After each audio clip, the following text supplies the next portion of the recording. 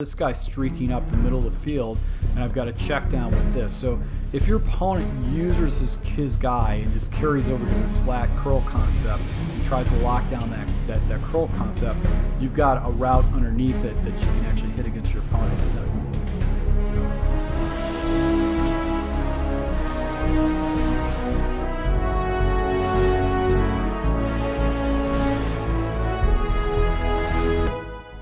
Full Game Prometheus, the only YouTuber that shows you full games of all the tips and schemes I post on my channel, show you the good, the bad, and the ugly. So guys, we're going to be working on more than the meta right now. These are going to be formations that I have used successfully online to win games against competitive Madden players, people that are good Madden players, just to go ahead and show you that you can have more than just what you're seeing from the pros to win games. Now, it's good to have more plays, more formations that you can use, especially if you're playing against people that are used to seeing the meta. So you guys that play a lot of MUT, you might want to consider subscribing if you haven't done so already.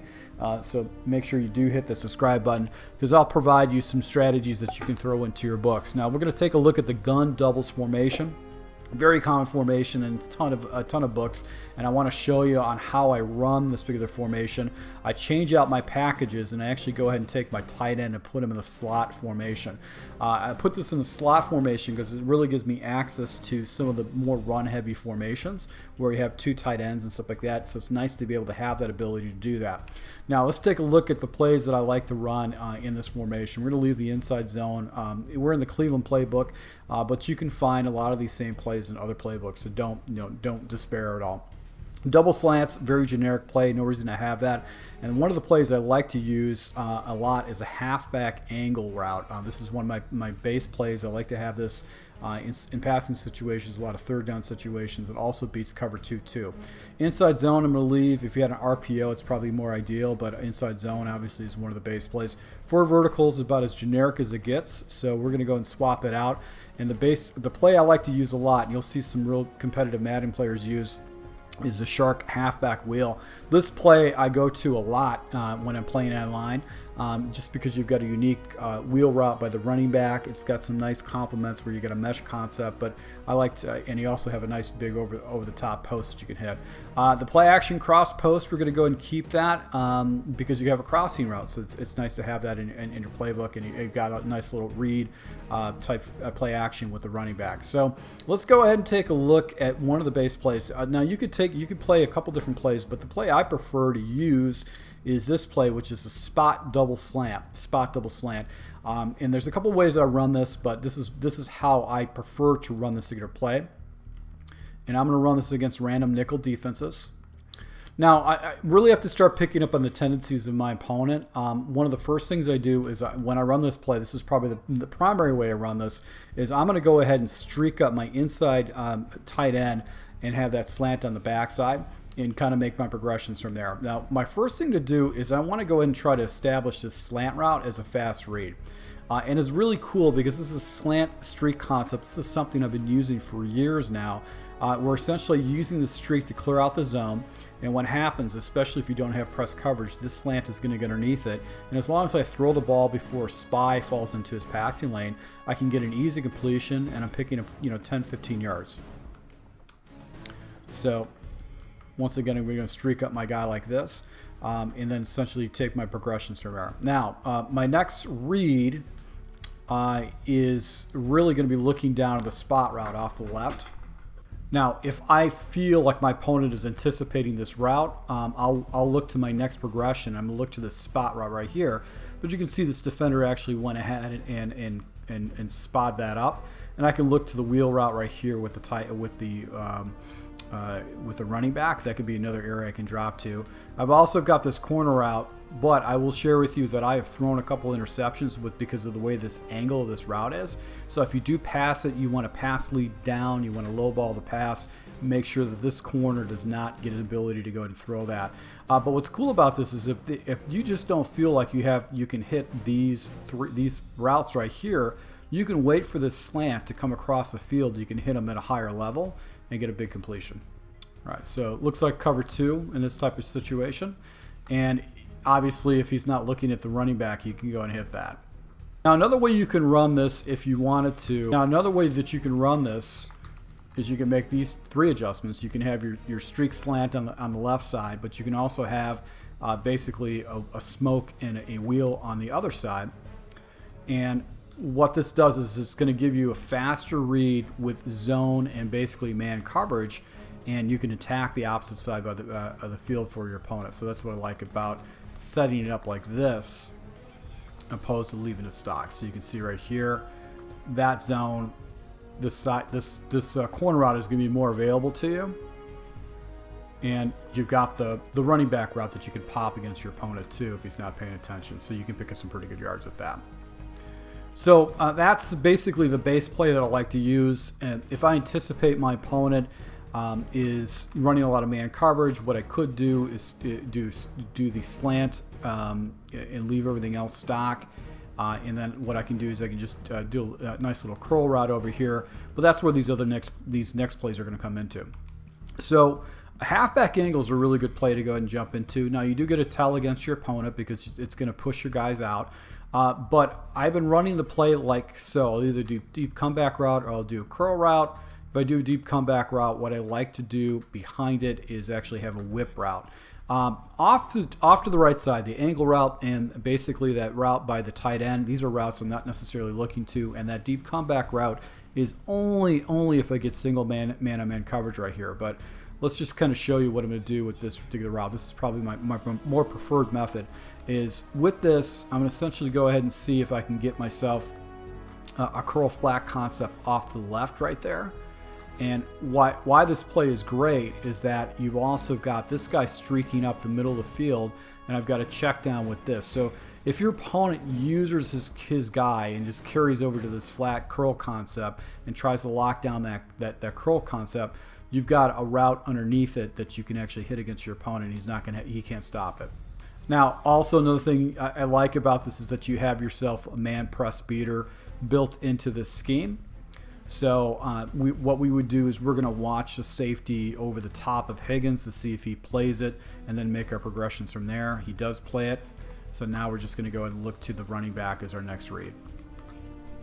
So I know that this guy's most likely going to beat his defender for the most part.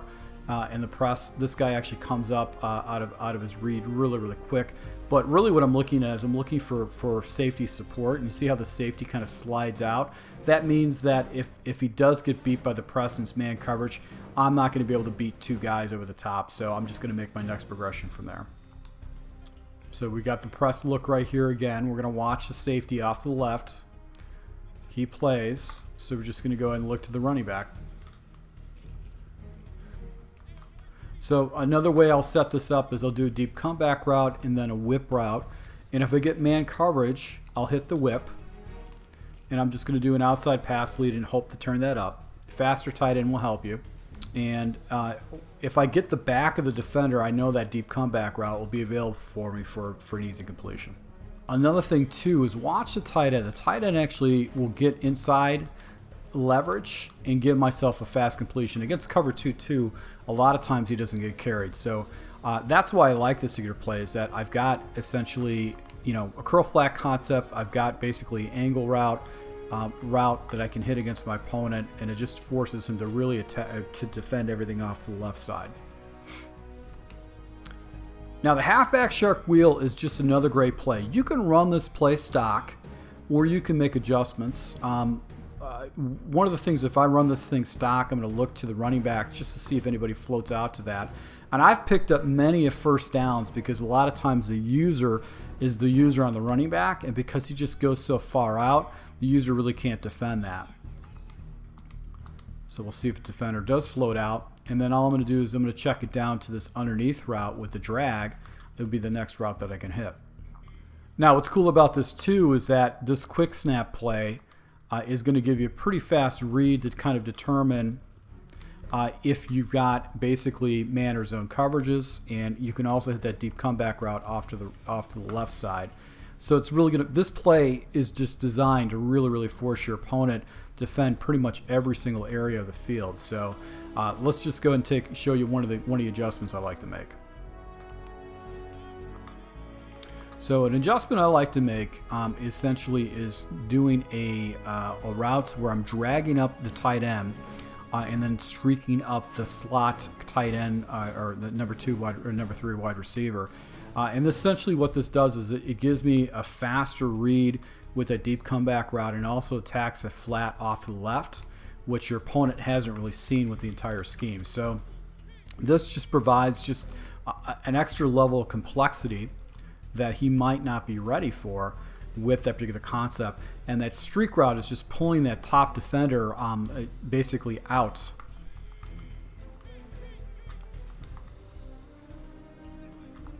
Making it very difficult for him to stop that. So I'll hit that dragger and pick up 5 yards or more, and basically use a streak route just to clear things out.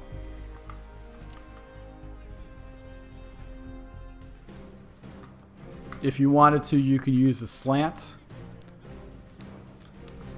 over the top. That's just another thing you're going to do, but typically I don't do that when I play online. So